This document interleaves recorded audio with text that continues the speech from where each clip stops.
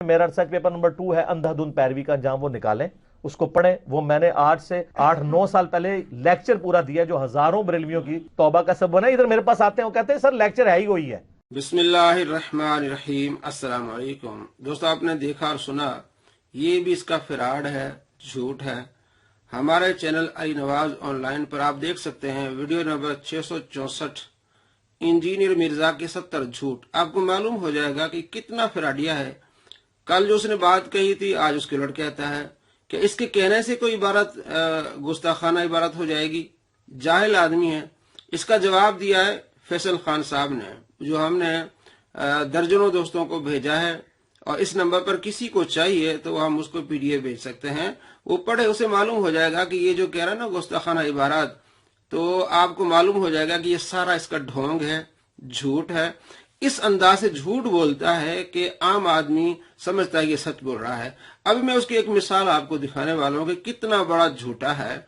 कश्फ महजूब आप खोल लें, उसमें आप साहब और शुक्र का चैप्टर निकाल लें। दाऊद अलैहिस्सलाम के ऊपर झूठा वाकया इन्होंने लिखा कि उनकी नजर औरिया नामी अपने सहाबी की बीवी पे पड़ी, उसको जंग में कत्ल करवा के खुद शादी कर ली। तो वो कहते हैं वो हालत साहब में थे, यानी उनसे ये जानबूझ के हुआ।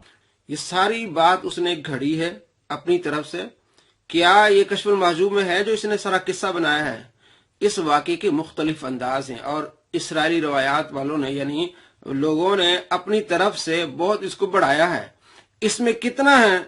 सिर्फ इतना है कि हजरत दाऊद अलैहिस्सलाम की निगाह ऐसी जगह पड़ी जहां ना पड़नी चाहिए थी, यानी औरिया की बीवी पर पड़ी।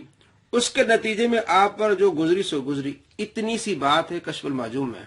और इसने जो आगे बात की है कि हजरत दाऊद अलैहिस्सलाम ने औरिया की बीवी को भेजा और ये लिखी हुई यहाँ नहीं।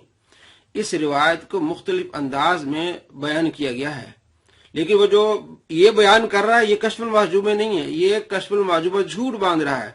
सिर्फ इतनी बात है कि उनकी नजर पड़ी, और ये नजर पड़ने वाली बात 22 मुसन्निफीन, 22 मुफस्सिरीन ने लिखी है। आप तिबियान कुरान जिल्द नंबर 10 सफा नंबर 74 पर देख सकते हैं। 22 मुफस्सिरीन ने कहा है कि हजरत दाऊद अलैहिस्सलाम ने औरिया को बुलाया। जब उनकी नजर पड़ी, बस औरिया को बुलाया और कहा कि मैं शादी करना चाहता हूँ। क्योंकि उनकी शरीयत में जायज था कि आप किसी को कह सकते थे कि आप अपनी बीवी को तलाक दे दें, मैं इससे निकाह करना चाहता हूँ। लेकिन दाऊद अलैहिस्सलाम ने जो किया अल्लाह तबारक व तआला को पसंद नहीं आया, क्योंकि आपके पास बहुत सारी बीवियां थी। अल्लाह तबारक व तआला ने अपने महबूब से किस तरह खिताब किया? सूरह 7 पढ़ें, आयत नंबर 21 से 25 तक पढ़ें कि 2 शख्स आए दाऊद अलैहिस्सलाम के पास, और एक ने कहा कि मेरे पास 1 दुम्बी है और इसके पास 99 दुम्बियां हैं। 99 दुम्बियों वाला कहता कि ये दुम्बी भी मुझे दे दो, तो आप फैसला करें। तो दाऊद अलैहिस्सलाम फरमाया ये ज्यादती है। तो फौरन आप समझ गए कि मैं औरिया की बीवी को लेना चाहता हूं और उसके पास 1 बीवी मेरे पास कसीर तादाद में है।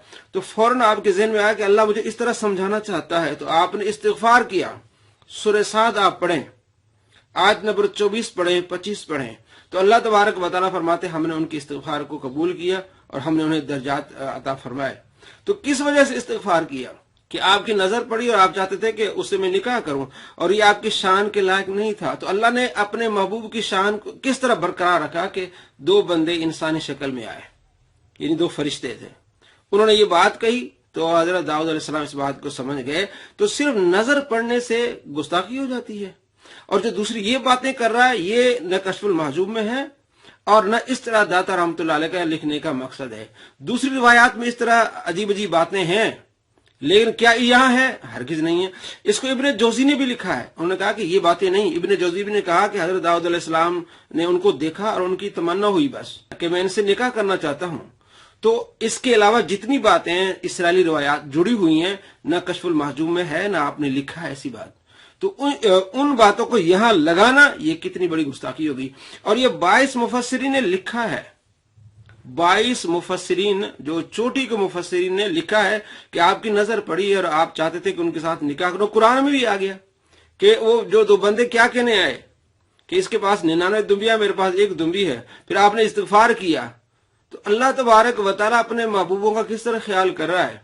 تو کس طرح دوسری چیزوں کو اٹھا کے جو اسرائیلی روایات ہیں جن کو اس مسلمانوں نے ریجیکٹ کیا ہے کہ یہ جو کہتے ہیں کہ داؤد علیہ السلام نے ان کو بھیجا وہاں وہ شہید کرا دیا، یہ ان کتابوں میں ہے اور مسلمانوں نے کو ریجیکٹ کیا، صرف نظر پڑی ہے جو کشف المعجوب میں اتنا ہی ہے۔ دوستو یہ اس طرح اپنی طرف سے جھوٹ باندھ کے اسرائیلی روایات کا سہارا لے کے مسلمانوں پر اولیاء پر گستاخی کا لیبل لگا رہا ہے، اس کو شرم آنی چاہیے۔